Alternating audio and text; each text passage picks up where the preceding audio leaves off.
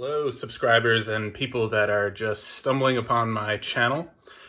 Today, I just want to give a quick rundown of kind of my rough pedalboard setup.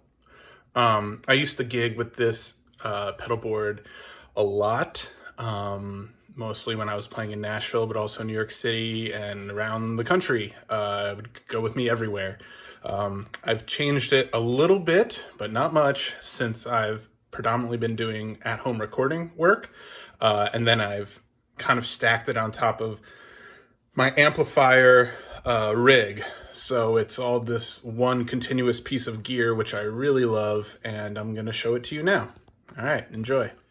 Okay, so here it is. This is my pedal board. It's a Pedal Train 1, and I also have a Voodoo Labs Pedal Power 2 supplying the power.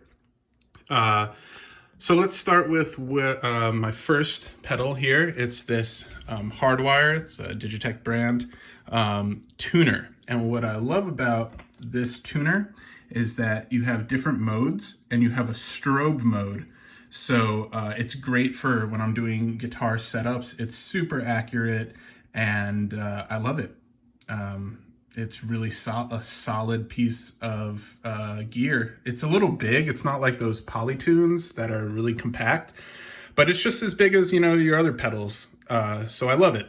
And it's been, like I said, super reliable. So I go, and it's true bypass. So I go into this pedal and then, I have my Telly. It's kind of my main guitar, but I have, got all these other guitars here. So anyway, back to the pedals.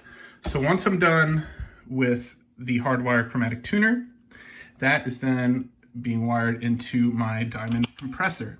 And this is depending on how I feel during the day.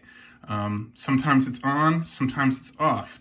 Sometimes I want a little bit of squeeze on my tone, sometimes I don't. I do believe that guitar players should get their sound from their fingers, their guitar, and their amp.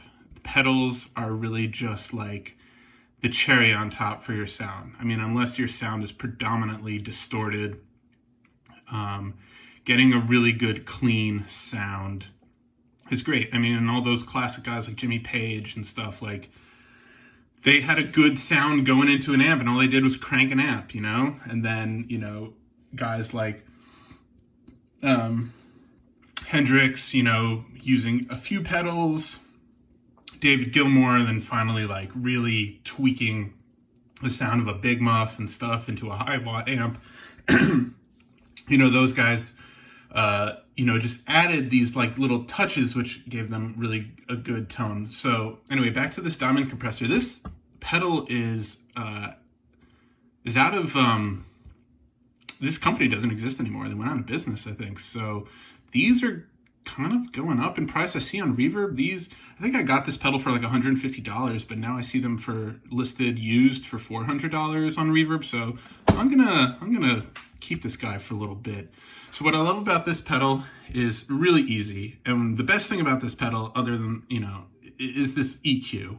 You can really dial in a really good tone. You want a little bit bright, you want it a little more like low end, it's great. Some guys, I keep it kind of in the middle, but, boom, do that, tweak it to the right a little bit, or tweak it to the left a little bit, like I said, depending on how I'm feeling. A lot of people on pedalboard forums and pedal forums, they talk about, oh, you got to keep this always on. It's an always on pedal. I don't understand this always on mentality. I think it's a marketing gimmick that you need like a pedal that's always on. You don't. You just always need to be on.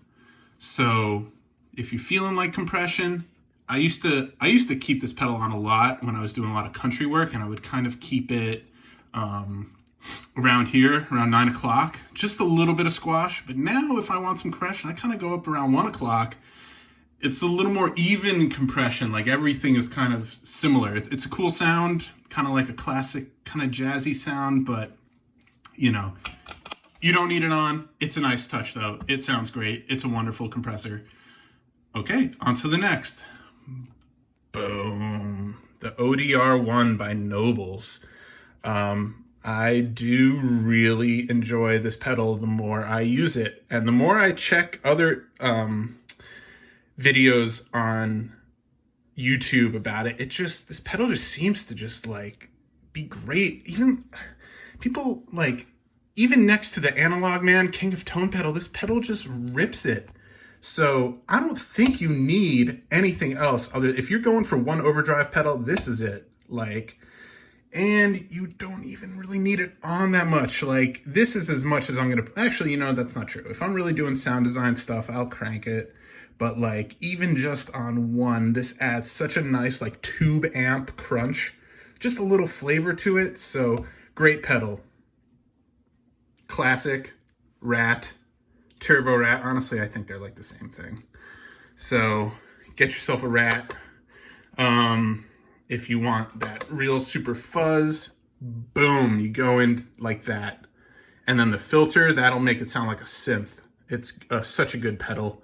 I think I traded a Boss Overdrive for this in the Gibson parking lot in Nashville.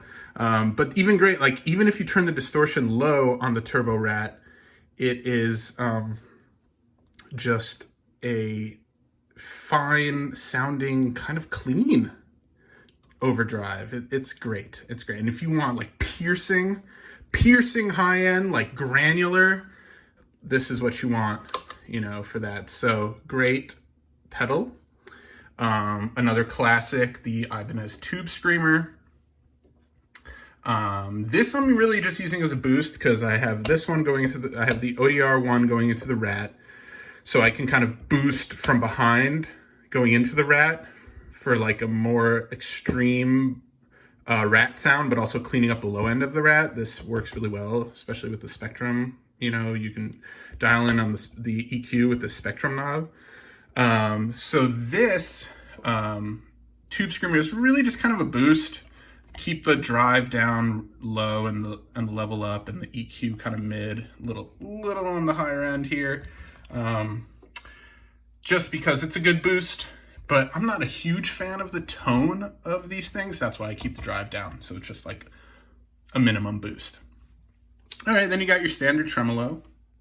That's great. Phase 90, it's unplugged right now, but these two pedals work brilliantly together.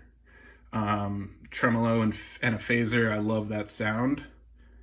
And then, you know, this is my tried and true baby right here. I've had this since early days of college. And you can, so yeah, like I said, tried and true. This pedal needs a little bit of servicing, and I've ordered new switches online from Amplified Parts. I'm waiting for them to get here hopefully this week because I have a gig on Friday. And it's Monday today, and I'm gonna get those Leo switches that are long lasting and very cool looking, because this is intermittent, this switch, and so is this one. And I heard that these switches are pretty bad and don't last long. So I'm doing a complete overhaul of the switches. It's costing me about $70 to replace each switch, but I'm gonna solder it myself, open up the pedal. But anyway, so like, let's see, maybe it does work, maybe it doesn't. Yeah, see, I clicked this one, this one went on. It's just time to change. But other than that, this pedal is the greatest delay pedal ever. I love it. I'll never stop using it. It's got obviously the classic loop. See, switch is not working. But if I hit it hard, there, see, it took 3 hard attempts to get it. I got to change it. Anyway, great pedal, regardless of the switches that I'm going to change out this week. It's just a great, and it's just like you can get a million different sounds from it. So that's the pedal board. And then for the rest of the rig, you know, I've got my Matchless Clubman 35 reverb. Great for pedals. And then I've got my Bassman. And I've got, oops, sorry about that. I've got my Bassman channel. This is the black panel circuit on this channel. And then this channel from the guys at Heim Amplification in Nashville, they modded the left channel to be a Marshall JTM 45 spec. So I've got the Vox circuit with the Matchless. I've got my Fender circuit with this channel in the basement, and then I got my Marshall circuit over here, and between everything here, I love my rig. And then obviously I've got the UA aux. It's great for recording.